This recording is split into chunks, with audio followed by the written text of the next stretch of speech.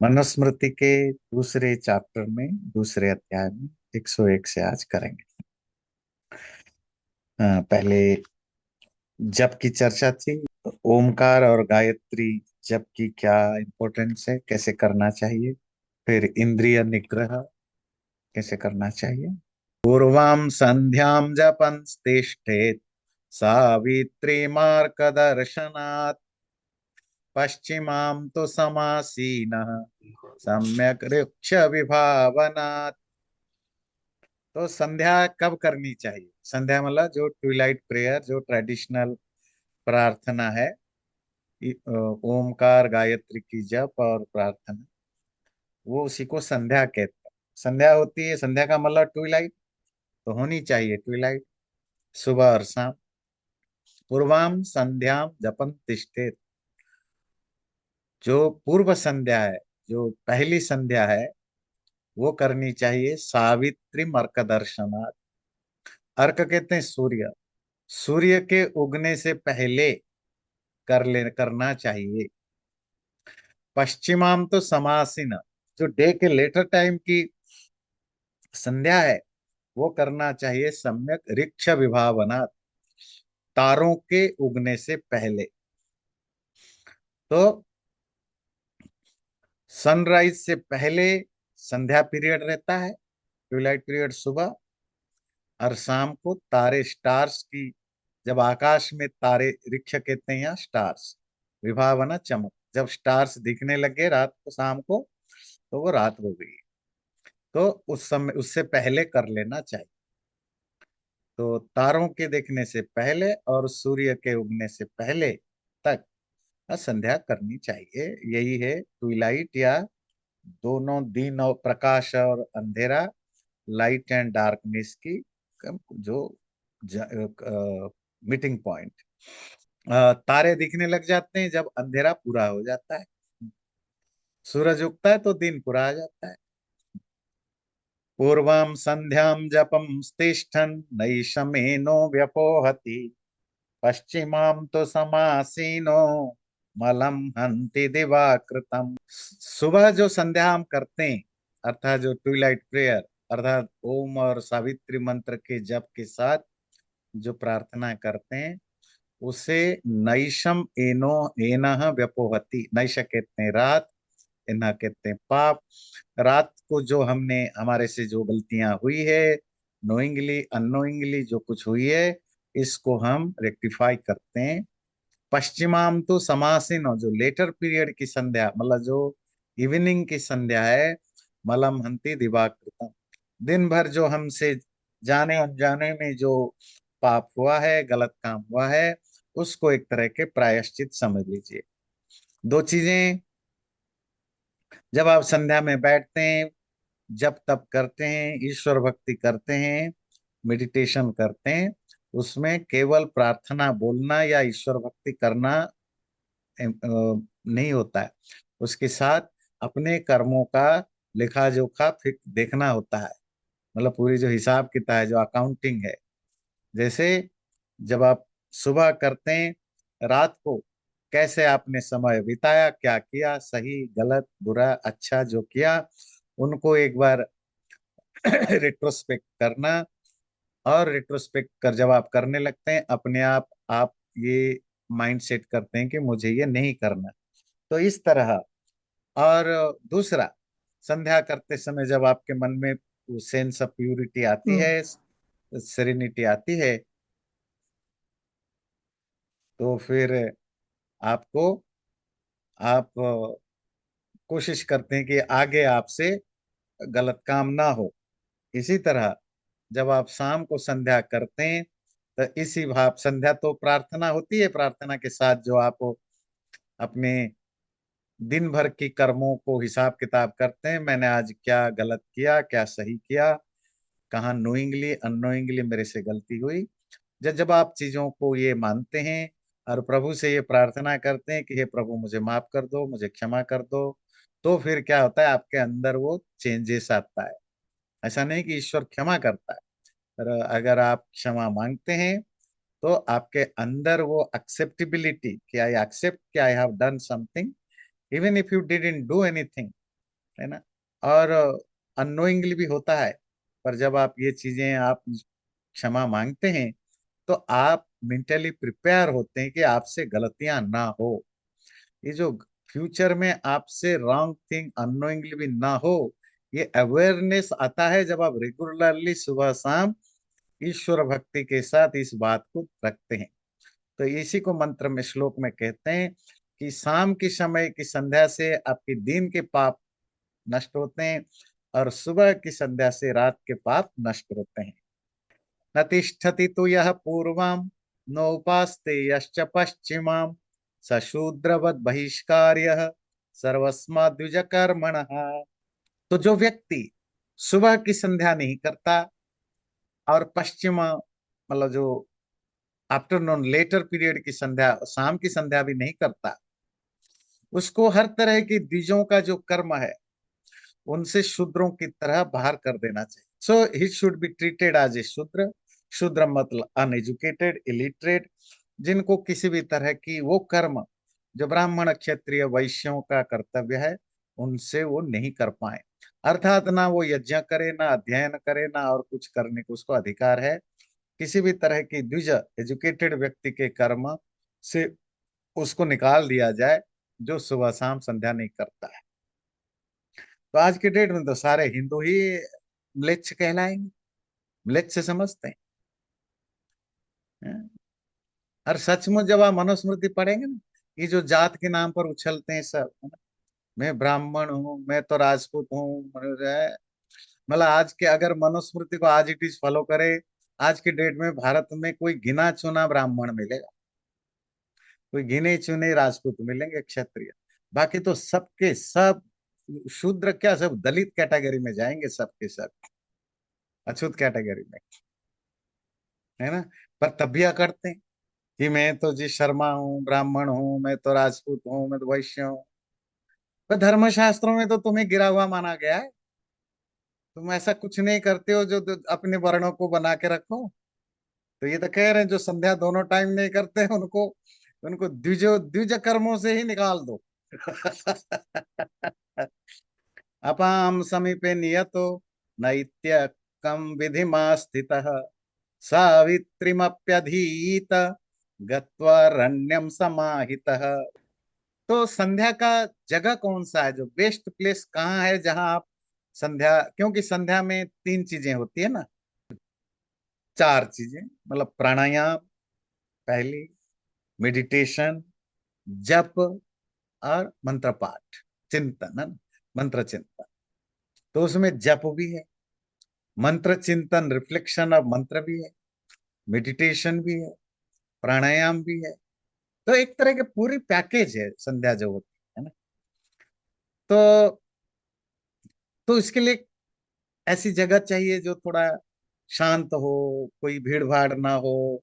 तो बेस्ट जगह क्या बताया, अपाम समीपे, पानी के पास, जहाँ कोई पानी की मतलब इसीलिए आप देखते हैं प्राचीन काल में नदियों के किनारे, समुन्द्र के किनारे ज्यादातर जो बड़े बड़े आश्रम तपस्या करने का जगह बनता था, क्योंकि पानी पास में होता है। और सावित्रीमपि अधि, वो जो सावित्री माला जो गायत्री मंत्र का अध्ययन करना चाहिए। दूसरा ऑप्शन है अरण्यम समाहित, या जंगल के आसपास चले जाइए, जंगल में चले जाइए, या तो पानी के पास या जंगल के पास। अगर दोनों नहीं, कोई अकेला जगह जहां आपकी पीसफुल हो, जहां कोई आपको जो भी जितने समय के लिए आप बैठते हैं वहां कोई आपको डिस्ट्रैक्शन ना मिले, नेचर के साथ आप बैठ के कर सकते।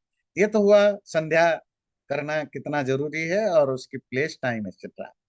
अब है क्या अनध्याय, जिसको आप कहते हैं हॉलीडे, ऑफ डे, हफ्ते में एक दिन ऑफ डे होना चाहिए। तो हमारे यहाँ जो बनाया गया था वो था पूर्णिमा, अमावस्या, और अष्टमी। अष्टमी समझते हैं, eighth day, eighth day of the quarter, क्योंकि एक महीने में दो क्वार्टर होते हैं, शुक्ल पक्ष कृष्ण पक्ष। शुक्ल पक्ष कृष्ण पक्ष की जो अष्टमी तिथि है, जो एट्थ डे है, फिर आपका आता है अगला पूर्णिमा, और पूर्णिमा के बाद फिर एट्थ डे, फिर अमावस्या। तो ये पूर्णिमा, अमावस्या और अष्टमी, ये छुट्टियों का दिन होता था। मतलब ये 7 दिन में एक बार पड़ जाते हैं। कहीं कहीं प्रतिपद को छुट्टी होती थी, अष्टमी एंड प्रतिपदा। प्रतिपदा is the first day of the quarter. और पूर्णिमा और अमावस्या को हाफ डे होता था। जैसे आजकल तो अमेरिका वगैरह में 2 दिन होता है, सैटरडे संडे। पर आपको पता है पहले भारत में भी था, पहले पहले सैटरडे को हाफ डे होता था। बहुत सारे जगह सैटरडे, बहुत सारे देशों में सैटरडे को हाफ डे होता है और संडे को फुल डे छुट्टी होती है। तो हमारे यहाँ था कि अष्टमी और प्रतिपद, प्रतिपद कहते हैं first day of the quarter, ये फुल छुट्टी। और पूर्णिमा अमावस्या को हाफ डे छुट्टी होती थी। और कुछ कुछ लिटरेचर में पूर्णिमा अमावस्या को भी फुल डे छुट्टी माना जाता था।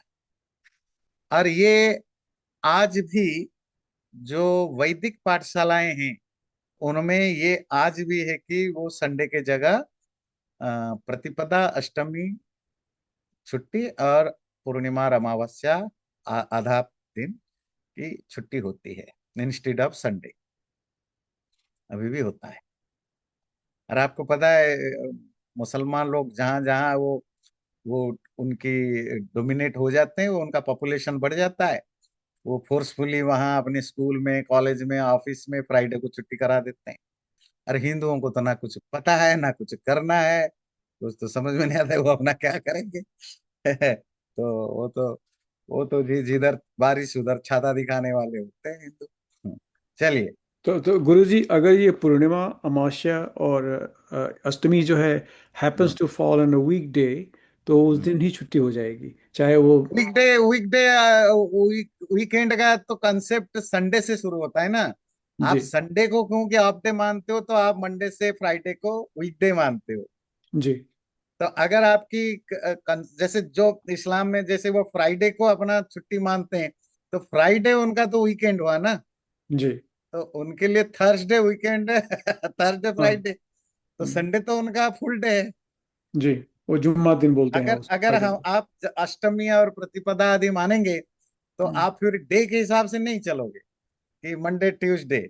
वो तो अ, जिस दिन वो पड़ेगा। हाँ, वो तो तिथि के हिसाब से चलता है। जी। पर वो होता है 7 दिन के बाद ही एक आता है।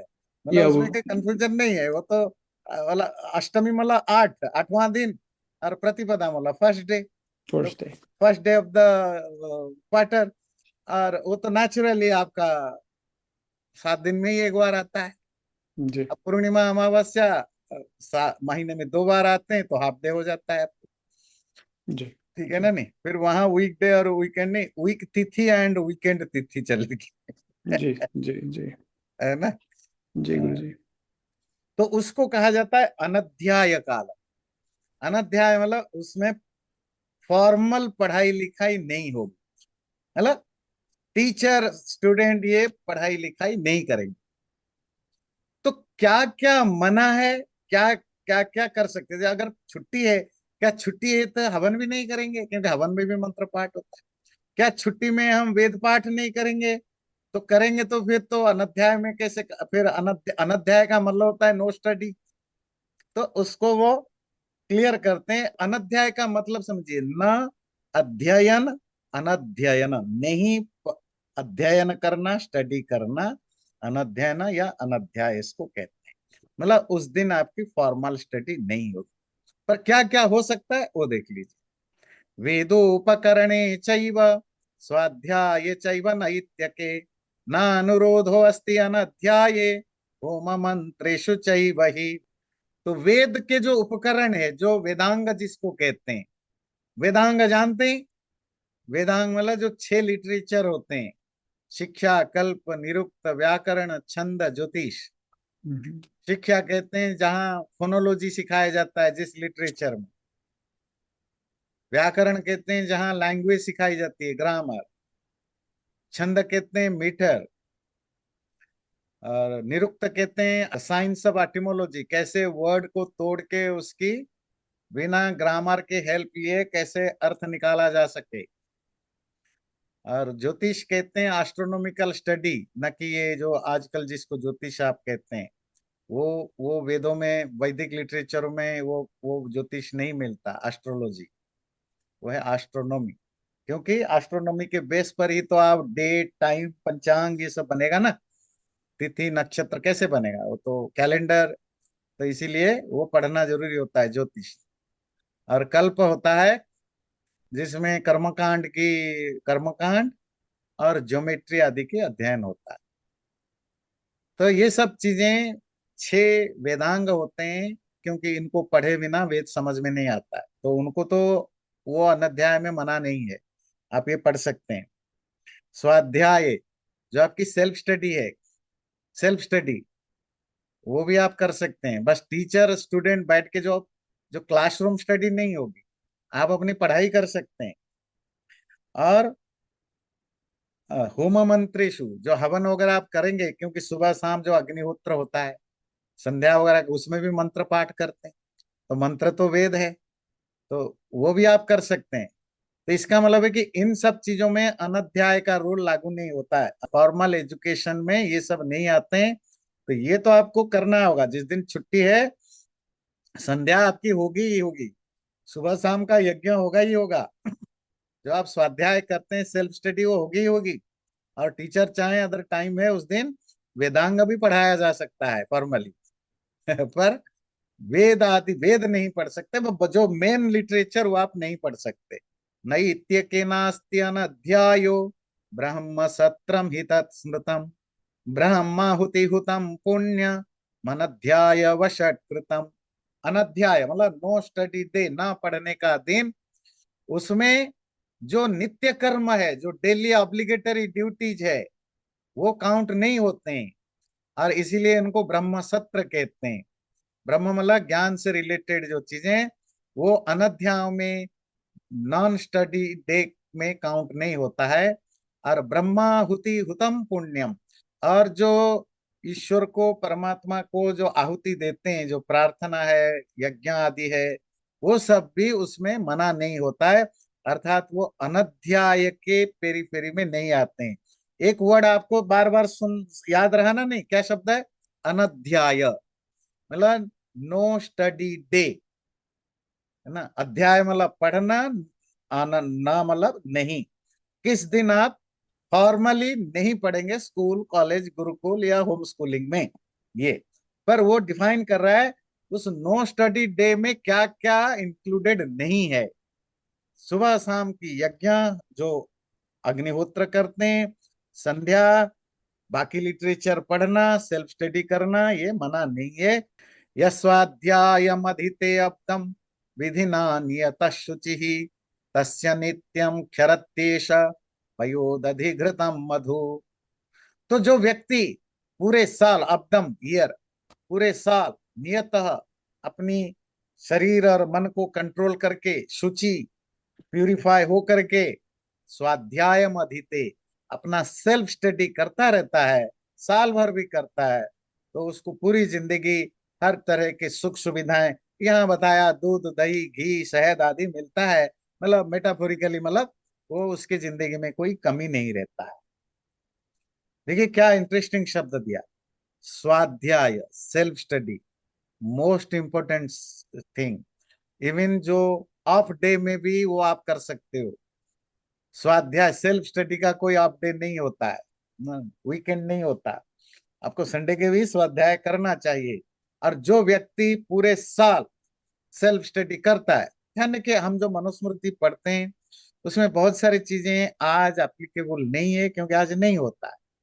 पर आप कहेंगे तो क्यों पढ़े? नहीं, आप हर चीज अपने ऊपर अप्लाई करने के लिए मत पढ़िए, कुछ हिस्ट्री के लिए भी पढ़िए।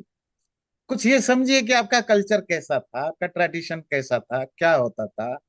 It will help you to open your mind, and Hindu धर्म के बारे में एक ब्रोडर सेंस में समझने के लिए आपको एक अपॉर्चुनिटी मिलेगी।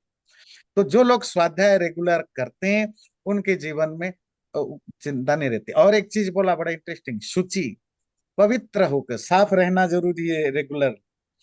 शुचि क्या होता है? साफ मतलब फिजिकली भी, मेंटली भी, दोनों। मतलब एक्सटर्नल क्लीनिनेस तो जरूरी है ही, मन को भी साफ रखें, अर्थात बुरे विचार ना आए, बुरी बातें ना हो, सेंसेस कंट्रोल रहे, तो जाकर के आपकी शुचिता, पवित्रता, सेरेनिटी, आपकी जो हम दुनिया के बारे में कहते हैं sacred place, sacred book, sacred so, sacred देश, पर you are also sacred. And हम उस सैक्रेड, अपनी जो सैक्रेडनेस को कंप्रोमाइज करते हैं। वो सैक्रेडनेस क्या है, कैसे रहेगा? जब हमारे शरीर, मन, बुद्धि से हम बुरी चीजों को हटाते हैं ना, सोच भी अच्छा हो, वाणी भी अच्छा हो, तो उसी को सूची कहते हैं। अनध्याय, आपने एक नई चीज पढ़ी आज, है ना? अनध्याय मतलब नो, नो स्टडी डे, है ना? जैसे नो वर्क डे होता है, तो नो स्टडी डे ये आपने पढ़ा। अग्निंधन भैक्षचर्या मदशय्याम गुरोर्हितम आसमा आसमावर्तनात् कुर्यात् ऋतोपनयनो द्विजः। अग्निंधन, सुबह शाम हवन होम करना। भैक्षचर्या, रोज भिक्षा के लिए जाना, भिक्षा मतलब भीख मांगने। अधशय्या, जमीन पर सोना। गुरोर्हितम, गुरु का भला करना। असमावर्तनात्, जब तक ग्रेजुएशन नहीं हो जाता है, समावर्तन नहीं हो जाता है, तब तक ऋतोपनयनो द्विजा, जिसकी जनेऊ संस्कार हो गया है, तब तक वो ये एक दो चार चीजें बिल्कुल ना छोड़ें। अर्थात जनेऊ संस्कार के बाद क्या हो गया? स्टूडेंट हो गए, विद्यार्थी। और कब तक? जब तक आपकी स्टूडेंटशिप है, अर्थात जब समावर्तन संस्कार नहीं हुआ है, ग्रेजुएशन, तो प्राचीन काल में ये चार चीजें उनके लिए करना जरूरी है। क्या? अग्निंधनम, रोज सुबह शाम आपको अग्निहोत्र यज्ञ करना ही करना है। भक्षचर्या, रोज भिक्षा मांगने जाना है, जाना है। अधशय्या, जमीन पर सोना है, जमीन पर चटाई बिछा के, मतलब मिट्टी के ऊपर नहीं, मतलब जमीन में चटाई बिछा के, मतलब जो पलंग है, पलंग समझते हैं, जो बेड है, उस बेड के ऊपर नहीं सोना। क्यों? क्योंकि ये लग्जरी है। आपको अपनी बॉडी को लग्जूरियस नहीं बनाना है। और भी बहुत सारी चीजें, पर वो आ गया है गुरुर हितम। आप रहते कहाँ हैं बच्चे? प्राचीन काल में गुरुकुल में। तो आपकी गुरु के प्रति, गुरु का भला करना भी आपका काम है। ऐसा कुछ मत करना जो गुरु या गुरुकुल का नुकसान होता हो। जैसे गुरु को रेस्पेक्ट करना, गुरु की जो भी जो आपको काम देते हैं, आदेश देते हैं, उनका पालन करना, आदि आदि जो भी व्यवस्था है, वो गुरु का हित या कल्याण और भला करते रहना। ये चार चीजें आपको जरूर करना है। बाकी चीजें तो करना है, सेल्फ स्टडी आदि, पर ये बेसिक चीजें करना है। आचार्य पुत्र शुश्रूषुर ज्ञान दो धार्मिक शुचि आप्तः शक्तो अर्थद साधु स्वाध्याप्य दश धर्मतः। अध्याप्य, पढ़ाना चाहिए। वन शुड टीच, किनको? ये 10 तरह के लोगों को। कोई भी टीचर, जो भी टीचर बनना, प्राचीन काल में तो कोई टीचिंग ऐसे कोई सैलरी बेस्ड प्रोफेशन था नहीं, जैसे आजकल स्कूल, कॉलेज, यूनिवर्सिटीज हैं, प्राइवेट है, गवर्नमेंट है, या ट्यूशन भी है, कोचिंग सेंटर है, बहुत सारे। तो आपकी सोर्स ऑफ इनकम फिक्स है। तो प्राचीन काल में ऐसा कुछ था नहीं। जो पढ़ाना चाहे वो अपनी मर्जी से पढ़ा सकता है। पर किस किस को पढ़ाए, ये 4-5 श्लोक है। पहला श्लोक ये है, ये बड़ा इंटरेस्टिंग है वैसे। आचार्य पुत्र, जो आपके गुरु हैं, उनका अगर बच्चा हो, उसको जरूर पढ़ाना। क्योंकि आपने उसके पिता से ही सीखा था। आप कैसे मना करोगे कि मैं आपको नहीं पढ़ाऊंगा? क्योंकि उसके पिता ने ही आपको पढ़ाया था। शुश्रूषु, जो आपकी बात सुनता है, जो आपकी सेवा करने को तैयार है, जो आपको सेवा करता है। ज्ञानद, और जिसने आपको ज्ञान दिया है, किसी दूसरे टॉपिक में ज्ञान दिया है। धार्मिक, और जो बड़ा राइटस है, बड़ा धर्म को पालन पोषण करता है। शुचि, जो बहुत क्लीन है मेंटली एंड फिजिकली। आपतः, जो बहुत कॉम्पिटेंट है एक्सप्लेनेशन करने में, शास्त्रों को पढ़ने में। और शक्तः, जो जो शास्त्रों को समझने में, अंडरस्टैंड करने में जिसमें एबिलिटी हो। अर्थद, या जो आपको पैसा देता हो। साधु हो, जो ऑनेस्ट हो। स्व, और आपके अपने बच्चे हो। ये 10 लोगों को आप पढ़ाओ। सपोज आप पढ़ाना चाहते हो तो ये 10 लोगों को तो मना नहीं करना। क्या आपने जिन आप जो भी कोई गुरु है, कहीं टीचर है, उसका बच्चा, क्योंकि जो टीचर है ना प्राचीन काल में फ्री में पढ़ाते थे, मतलब पैसा लेते भी थे, कोई फिक्स तो नहीं होता था, जो दक्षिणा के रूप में जितना दे दिया। तो इसलिए प्राचीन काल में टीचर लोग सारे गरीब ही होते थे, सारे गरीब होते थे। और देखो दुनिया की दस्तूर देखिए, आज भी दुनिया के, अब पता नहीं कोई स्कैंडिनेवियन कंट्रीज वगैरह में कुछ अलग होगा, बाकी दुनिया में सब देशों में टीचर को सबसे कम सैलरी मिलती। मैंने सोचा अमेरिका में शायद ज्यादा सैलरी मिलती हो, यहाँ भी रिलेटिवली सबसे कम सैलरी टीचर को भी मिलती है। भारत में भी वही है, यूरोप में भी वही है। तो जो भी हो, पर कम से कम इनका जॉब है, वो है। प्राचीन काल में तो कोई सोर्स ऑफ इनकम की कोई सिक्योरिटी नहीं, जो भी हो। तो जो जिन्होंने कोई ज्ञान कहीं पढ़ा रहे हैं, या आपको पढ़ाया या कहीं पढ़ा रहे हैं, अगर उसका कोई बच्चा आ जाए पढ़ाने के लिए, उसको पढ़ाना। 10 लोगों का नाम लिया, ये 10 बड़ी इंटरेस्टिंग है। शुश्रूषु, अगर कोई आपकी सेवा करता है, उसको भी सिखाना। ज्ञानद, जो ऑलरेडी कोई ज्ञान देता है, आप कहेंगे वो तो ज्ञान देता है, आप क्या पढ़ाओगे? भाई आपको कंप्यूटर साइंस सिखा रहा है और आप इसको फिजिक्स सिखा दो, मतलब आप हर हर चीज का तो मास्टर नहीं हो ना। आप इसको वेद पढ़ाओगे, वो आपको व्याकरण पढ़ा देगा, वो आपको छंद शास्त्र पढ़ा देगा। देखिए शंकराचार्य को बहुत ज्ञान था, पर कुछ चीजों में ज्ञान था ही नहीं। तो वो गए ना, वो जो स्टोरी आप पढ़ते, काम सूत्र का ज्ञान नहीं था। आप इंजीनियरिंग में मास्टर हैं या अपनी अपनी फील्ड में, तो आपको मनुस्मृति नहीं आता है, तो आप मनुस्मृति पढ़ते हैं। तो आप किसी को इंजीनियरिंग, तो जो ज्ञान देता है उसको भी जरूर सिखाना। पढ़ाई, अगर वो कुछ सीखने चाहता है, धार्मिक व्यक्ति, जो व्यक्ति धार्मिक है, वर्चुअस है, जिसका लाइफ ही बिल्कुल फुल ऑफ वर्च्यूज है, उसको आप क्यों कैसे मना कर सकते हो? शुचि, और दूसरा जो बहुत पवित्र है, पवित्र का मतलब यहाँ क्या है? जो यम नियम आदि पालन करता है ना? जो अपना मन मेंटली, फिजिकली, ओरली, हर चीज में जो सैक्रेडनेस को फॉलो करता है, सात्विक भाव में जीता है। आपतः, आपतः जो, अच्छा, आपतः का अर्थ होता है जो आपके रिलेटिव है। अब कोई जान पहचान रिलेटिव है, अब थोड़ी मना कर आ गया जी मेरे बच्चे को पढ़ाओ। चाचा है, मामा है, मामा का मामा है, जो भी है, आ जाए जी मेरे बच्चे को पढ़ाओ। आप मना थोड़ी करोगे, तो उसको भी पढ़ा देना। कि प्राचीन काल में देखो सबके लिए स्कूल तो था नहीं, क्योंकि राजा लोग तो कोई स्कूल कॉलेज खोल के बैठे नहीं थे, तो उनको भी पढ़ा देना।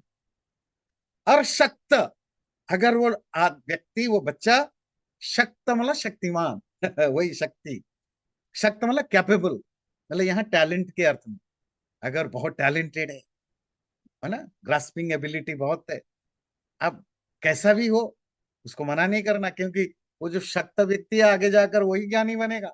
बाकी लोग तो वैसे ही पढ़ लिख लेंगे, पर जो तुम्हारी जो बढ़ाने वाला है, आपकी जो ज्ञान की लीनेज, वो वही करेगा जो टैलेंटेड है। और अर्थ, दूसरा जो आपको पैसा दे। भाई पैसा भी तो आपको अगर कोई टैलेंटेड नहीं भी है, पर वो आपको देखिए पैसा देने को तैयार है, तो उसको भी पढ़ाओ। साधु हो, और जो ऑनेस्ट है, और स्व, आपका अपना कोई हो, भाई आपके बच्चे हैं, आपका भाई है, बहन है, जो भी है, इनको पढ़ाना। तो ये 10 लोगों को आप पढ़ा सकते हो, पढ़ाओ। अरे ये जस्ट रिकमेंडेशन है। किस किस को नहीं पढ़ाना ये देखिए। ना पृष्ठ कस्यचित् ब्रूयान्, न चान्यायेन पृच्छतः, जानन्नपि हि मेधावी जडवत् लोकाचरेत्। न अपृष्ट कस्यचित् ब्रूयात्, अगर कोई आपको पूछे नहीं तो मत बताना। न च अन्याय न पृच्छतः, और कोई इम्प्रॉपर मैनर से आपको पूछे, डिसरेस्पेक्टफुली पूछे, या विदाउट एक प्रॉपर डेकोरम पूछे, तो उसको भी नहीं बताना। जानन्नपि, जानते हुए भी, मेधावी, वो जो इंटेलिजेंट पर्सन है, विद्वान है, जड़वत लोक आचरित, ऐसे बिहेव करे कि मानो वो डम हो। और ये तो मनुस्मृति ने, ये तो सारे लिटरेचर में भरा पड़ा है। दो लोगों का पढ़ाना तो दूर, आंसर नहीं देना। जो बिना पूछे, उसको अपने तरफ से मत ज्ञान बांटो। आपकी ज्ञान की वैल्यू घटेगा, आपकी वैल्यू घटेगा, और वो चिढ़ के आपको भी ना, आपको बेइज्जत भी करेगा, है ना। और आजकल जो हम फ्री में जाके ना, कहीं भी पार्टी में मिल गए, दुकान में मिल गए, कहीं भी मिल गए, और सीधा वहीं ज्ञान बखानने लग जाते हैं। तो ये it should be part of our manner. बिना पूछे मत ज्ञान दो। तुम कितने भी बड़े ज्ञानी हो, बड़े डॉक्टर हो, साइंटिस्ट हो, जो भी हो, किसी की इंटरेस्ट ही नहीं है आपसे जानने की, आप क्यों ज्ञान बांट। यूजलेस होता है, पहली चीज। दूसरा, अन्याय न पृच्छता, जो प्रॉपर मैनर के साथ नहीं पूछता। हाँ जी बताइए, आप बताइए, खाना खा रहे हैं, आप बताइए क्या ब्रह्म होता है। जड़वत लोक व्यवहार, वहां पर आप ऐसे बिहेव करो कि जो आप दुनिया का सबसे बड़ा मूर्ख हो। उससे आप ज्ञान की भी बचाते हो, अपनी भी बचाते। से लोगों से ज्ञान को बचाना क्यों जरूरी है? जो मिसबिहेव करते हैं, मिस मैनर नहीं करते हैं, या डिसइंटरेस्टेड होते हैं, और आपको या उस ज्ञान को प्रॉपर रिस्पेक्ट नहीं करते हैं, ऐसे व्यक्ति को ज्ञान देने से ज्ञान की बर्बादी होती है, मिसयूज होता है, और आपकी भी वैल्यू डाउन होता है ना नहीं। तो दो चीजें अभी आपने सीखा। पहली चीज है बिना पूछे नहीं बताना। दूसरा, जो तरीके से ना पूछे, आप बॉडी लैंग्वेज से समझ जाओगे, वो समझने के लिए पूछना चाहता है, वह वैसे रैंडमली आपको, मतलब ऑन द स्पॉट कुछ भी ऐसे ही पूछना चाहता है, ईगो के लिए पूछना चाहता है, तो वो आप समझ जाओगे। तो बॉडी लैंग्वेज समझ जाओ, तो वहां चुप रह जाओ, रास्ता काट दो, कोई बहाना बना दो, या अपने आप को ऐसे पेश करो कि आपको नहीं समझ में आता। अधर्मेण च यः प्राह यश्चाधर्मेण पृच्छति तयोरन्यतरः प्रैति विद्वेषं वाधिगच्छति।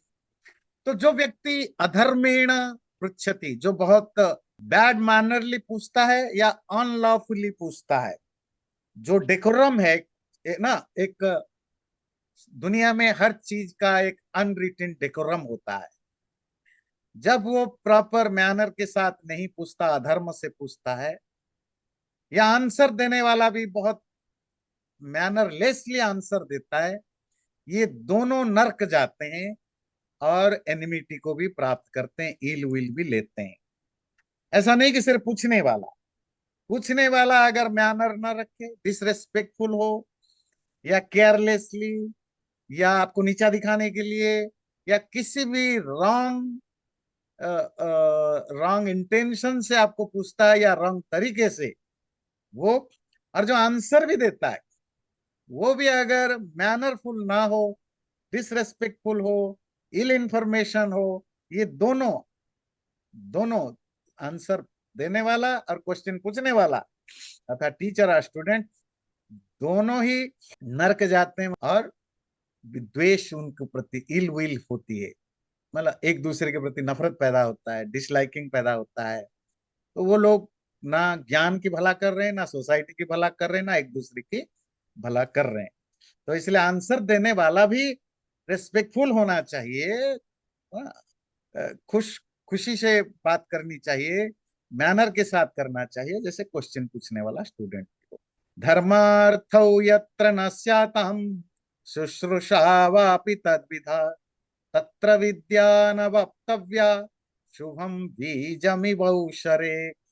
जहां ना आपको कोई धर्म की काम है, ना कोई उसे पैसा मिलता है, वहां ज्ञान नहीं देना।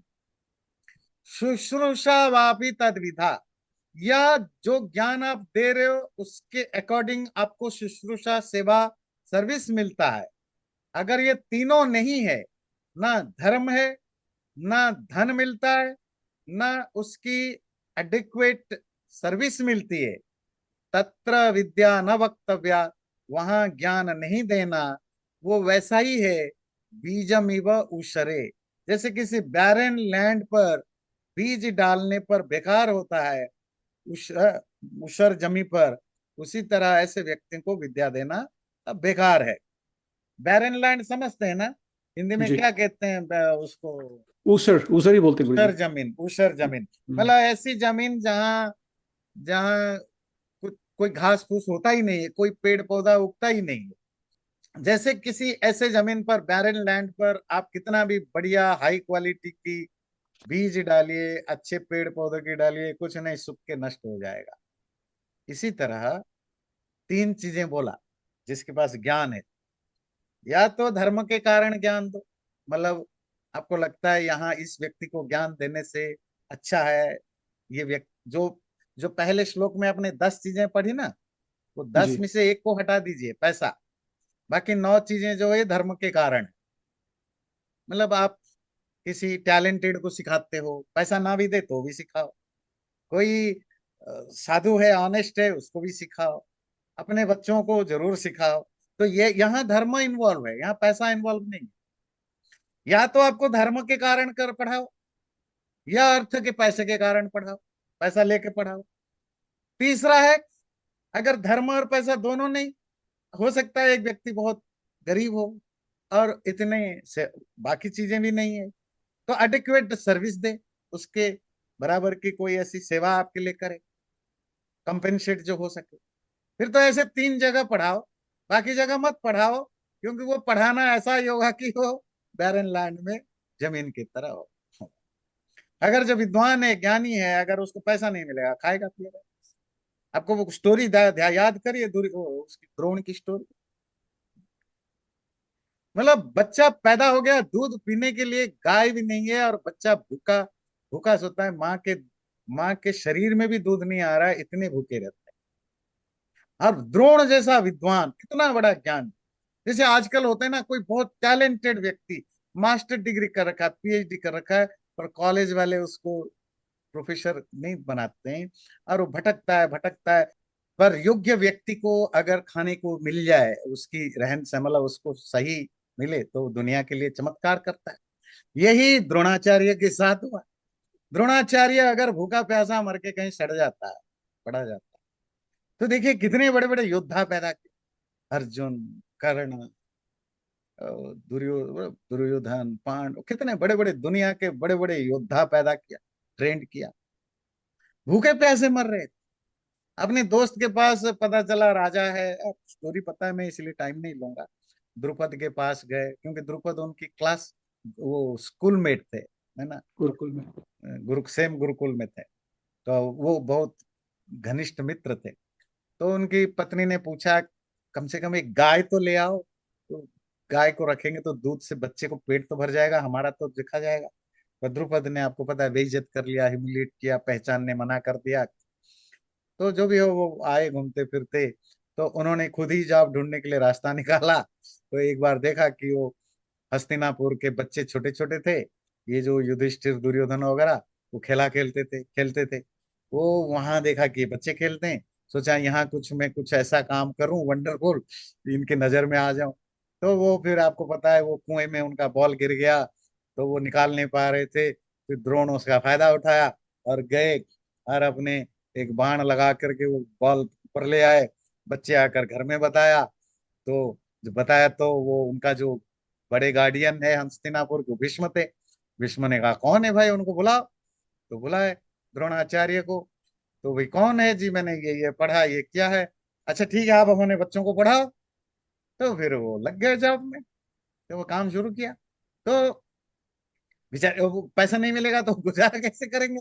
आज भी जो पढ़े लिखे हैं, अगर वो टीचिंग, आजकल तो चलो सब कुछ सिस्टमेटिक है, आपको अलग से करने की जरूरत नहीं है, तो इसीलिए पैसा भी जरूरी होता है ना।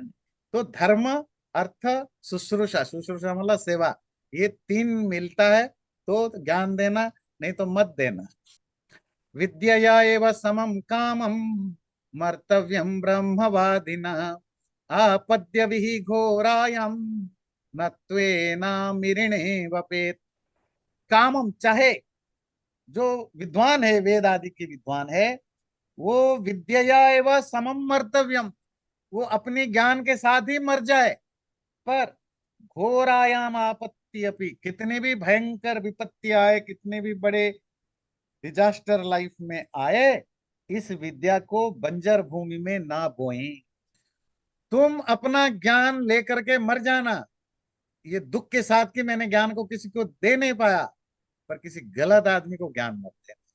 विद्या ब्राह्मणम इत्याह शेवदीस्तेऽस्मि रक्ष्यमाम असूयकाय माम मादा तथा श्याम वीर्यवत्तमा। कह रहे हैं कि एक बार विद्या ब्राह्मण के पास आया, ब्राह्मण मतलब स्कॉलर, और बोला, इतिहाह बोला, शेवदी तेस्मी, मैं तुम्हारा ही ट्रेजरी हूं, तुम्हारी ही प्रॉपर्टी हूं, रक्षमा मुझे बचाओ, प्रोटेक्ट मी। किससे?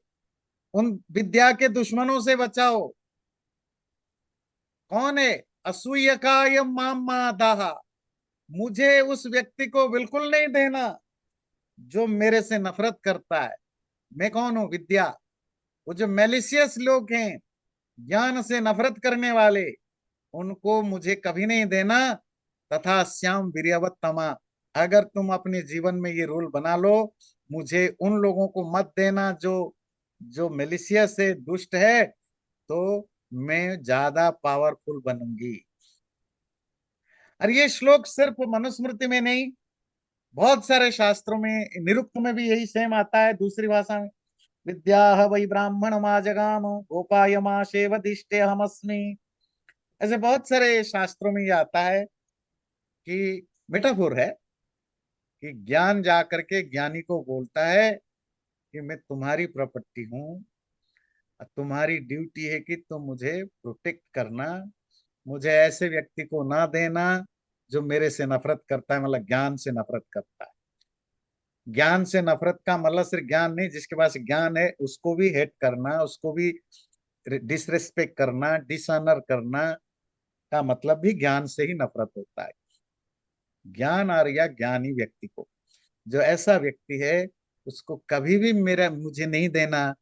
तभी जा, अगर तुम ऐसे लोगों को ज्ञान नहीं दोगे तो मैं ज्यादा ताकतवर बनूंगी, ज्यादा पावरफुल बनूंगी, ज्यादा यूजफुल बनूंगा। अब आपको समझ में आया? हमारे यहाँ ज्ञान किसको ना देने की बात थी। कोई शूद्र की बात नहीं, कोई कोई ब्राह्मण की बात नहीं, ये सिर्फ बताया जो नफरत करते हैं आपसे या ज्ञान से, जो बैड मैनर है, जो डिसिप्लिन नहीं रखते हैं, जिनमें जिनमें रियल रियल सीरियसनेस नहीं है ज्ञान पाने की, उन लोगों को ज्ञान मत देना। हाँ, पैसा मिलता है तो दे देना, क्योंकि पैसा तो जरूरी है आपके लिए, नहीं वो अलग चीज है ना। हाँ, क्योंकि आपको तो सरवाइव करना है। पर वैसे मत देना, मतलब धर्म के कारण मत देना, वो तो बिजनेस हो जाता है। मतलब आप जब, वो तो सर्विस के बदले पैसा लेते हो ना। भाई कोई मैकेनिक आपके घर में एयर कंडीशन ठीक करने आता है, उसको थोड़ी ये जानना है कि आप अच्छे हो कि बुरा हो। आप, वो काम करता है, पैसा लेता है, जाता है। और एक टीचर है, उसको पैसा चाहिए, वो कोई भी आए पढ़ाएगा, पैसा लेगा। हाँ, पर ये भी ध्यान रखना चाहिए कि ऐसे व्यक्ति से को पैसा भी मत लेना, पढ़ाना भी नहीं। हम्म, पर धर्म के कारण कि भाई चलो मेरे पास ज्ञान है तो मैं बांटूं, नहीं, कंट्रोल रखो।